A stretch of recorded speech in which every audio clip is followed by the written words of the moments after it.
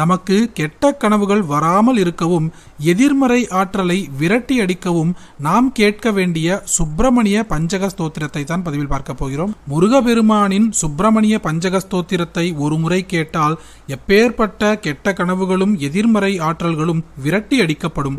ஓம் சர்வாதிக்னம் குக்குடகேதும் ரமமானம் வன்யத்பூதம் பக்த கிருபாலும் குஹமேகம் வள்ளீநாதம் ஷண்முகமீஷம் சிகிவாகம் சுப்பிரமணியம் தேவசரண்யம் சுரமீடே ஸ்வர்ணாபூஷம் தூர்ஜடிபுத்திரம் மதிமந்தம் மார்த்தாண்டாபம் தாரகசத்ரும் ஜனஹிருத்யம் ஸ்வச்சஸ்வாந்தம் நிஷ்கலரூபம் ரஹிதாதிம் சுப்பிரமணியம் தேவசரண்யம் சுரமீடே கௌரிபுத்திரம் தேசிகமேகம் கலிசத்ரும் சர்வாத்மானம் சக்திகரம் தம் வரதானம் சேனாதீசம் துவாதசநேத்திரம் சிவசூனும் சுப்பிரமணியம் தேவசரண்யம் சுரமீடே மௌனானந்தம் வைபவதானம் ஜகதாதிம் தேஜப்புஞ்சம் சத்யமஹீத்ரஸ்திதிதேவம் ஆயுஷ்மந்தம் ரக்தபதாம்போருஹயுக்மம்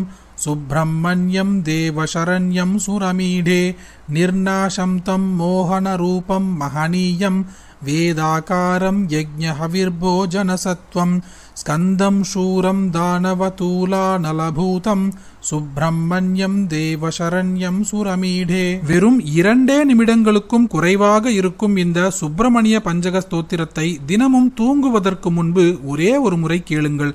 எப்பேற்பட்ட துஷ்ட சக்திகளாக இருந்தாலும் எதிர்மறை ஆற்றல்களாக இருந்தாலும் அவ்வனைத்தும் விரட்டி அடிக்கப்பட்டு கெட்ட கனவுகள் ஏதும் வராமல் நல்லதொரு நிம்மதியான தூக்கத்தை பெறலாம். அனைவரும் தினமும் ஒரு முறை கேட்க வேண்டிய இந்த சுப்பிரமணிய பஞ்சக ஸ்தோத்திரத்தை உங்களுக்கு தெரிந்த அனைவருக்குமே பகிர்ந்து முருகப்பெருமானின் எல்லா கிருபா கடாட்சங்களையும் பெறுவீர்களாக.